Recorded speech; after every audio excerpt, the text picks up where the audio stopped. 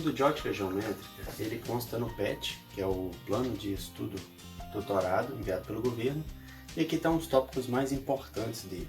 A ótica geométrica ela não considera a natureza da luz, ou seja, está mais preocupada com a questão da propagação.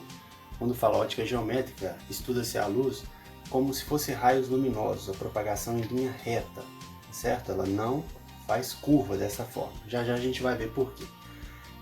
Dentro da ótica geométrica, a gente estuda a luz como um ente físico capaz de sensibilizar nossos olhos. O que significa isso? Nós só enxergamos porque os raios luminosos eles batem nos objetos, né, e refletem nos olhos. Assim como, por exemplo, tem esse objeto quadrado aqui, esse cubo, o raio luminoso ele vem, reflete no olho, né? Os raios luminosos eles vêm de todos os lados e saem refletindo, né? No caso vai vir um raio luminoso para cá e vai refletir para cá. Desta forma, quem estiver do lado de cá ele vai conseguir enxergar. Se não tivesse luz nenhuma, não ia ter nenhum raio luminoso batendo nesse objeto e ninguém conseguiria enxergar nada. Por isso que a gente vê tudo escuro, ou seja, a gente só consegue enxergar por causa dos raios luminosos batendo nas coisas e refletindo nos nossos olhos, não é? Sensibilizando os nossos olhos. Bom, dentro do conteúdo, vocês vão encontrar a definição de fontes de luz. Lá vai estar mostrando que tudo que emite luz, seja por si só ou refletindo luz de outros corpos. O que quer dizer? Uma fonte de luz ela pode ter luz própria, tá certo?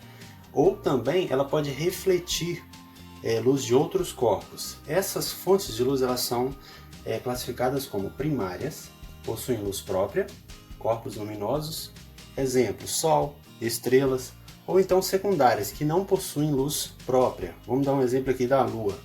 A Lua não possui luz própria, né? O Sol bate na Lua e ela ilumina as noites, né? Às vezes mais iluminada, pouco iluminada, dependendo da fase dela. Nós vamos agora para... dentro das fontes de luz, elas podem ser também pontuais, ou pontiformes, tá? Que é a mesma coisa. O que significa uma fonte de luz pontual? É uma fonte de luz que tem a sua dimensão desprezível. Vamos supor que vocês já repararam que uma estrela no céu, ela está bem distante, ou seja, a luminosidade dela não afeta a gente praticamente em nada. A gente só consegue vê-la ali porque ela tem uma luminosidade característica que dá para a gente ver ela, mesmo muito distante. A dimensão dela é totalmente desprezível. Outra forma, né, de fonte de luz são as fontes extensas. Estas fontes, a dimensão dela é totalmente relevante. Ela não pode ser desprezível. Vamos dar um exemplo aqui. Uma lâmpada próxima de um livro. Ou seja, olha só, o exemplo da estrela, ela faz alguma diferença para você conseguir ler um livro? Não. Mas uma lâmpada próxima do seu livro, ela já faz toda a diferença. Você já vai conseguir ler o seu livro muito melhor com a lâmpada próxima dela. Se essa lâmpada tivesse a 100 metros, ela seria uma fonte extensa ou seria uma fonte pontual ou pontiforme? Ela seria pontual ou pontiforme. A dimensão dela não faz nenhuma diferença, ela pode ser desprezada, né, em relação ao meu livro, tá certo? Nós temos aqui um outro exemplo, olha, o Sol também iluminando a Terra é uma fonte extensa. A dimensão do Sol não pode ser desprezada. Agora vamos dizer que o Sol, se ele estivesse muito longe, se ele estivesse na mesma distância que aquela estrela bem distante lá que a gente está vendo, ele seria uma fonte extensa ou pontual em relação à Terra? A gente poderia considerá-lo como uma fonte pontual. Bom pessoal, ainda dentro da óptica geométrica, a gente tem aqui os conceitos de raios de luz, representa a direção e sentido da propagação da luz. E tem os feixes de luz, que são conjuntos destes raios de luz. Então, dentro do conteúdo do PET, nós temos lá a definição de raio de luz. Um raio somente, nós temos um feixe de luz, vários raios de luz juntos, só que esse feixe de luz é um feixe paralelo. Você pode estar dando uma olhada aqui, olha, que eles são paralelos, certo?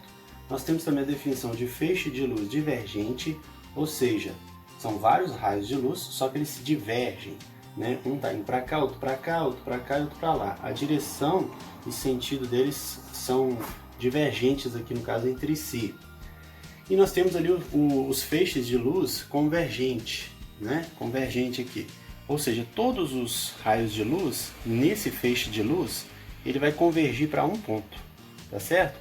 Agora, determinadas lanternas podem emitir um feixe de luz paralelo, né? Por exemplo, uma lâmpada ela pode emitir também um feixe de luz divergente, ela manda raios de luz para todos os lados, né? Ou seja, você tem uma lâmpada, essa lâmpada ela emite os raios de luz em todas as direções, né? A partir do momento que ela está acesa aqui, né?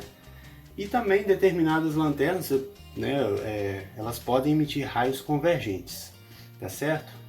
Normalmente em algumas literaturas eles chamam isso de pincel cônico divergente e pincel cônico convergente, né? No caso, porque você pode olhar que ele tem um formato tipo de um pincel. Aqui tem um pincel, porém ele converge para um ponto só. Bom, para finalizar o assunto, pelo menos inicial da óptica geométrica, nós vamos estar analisando os 3 meios ópticos, né? Meios ópticos. Nós temos, o primeiro meio óptico é o meio transparente. O que quer dizer um meio óptico transparente? É um meio em que ele permite praticamente todos os raios de luz passar por ele sem nenhuma dificuldade. Nós temos alguns vidros em que os raios de luz conseguem passar por eles facilmente. O que significa isso? Se você ligar uma lanterna atrás de um meio óptico transparente, facilmente você vai conseguir iluminar o que tiver atrás desse meio óptico. Se for um vidro, você vai conseguir iluminar facilmente o que tiver lá atrás. Se tiver alguém atrás desse meio óptico transparente, também facilmente você vai conseguir vê-lo e também ser visto, tá certo? Os raios luminosos, que são responsáveis pela nossa visão, passam por eles tranquilamente. Os translúcidos são aqueles que não são nem opacos e nem transparentes.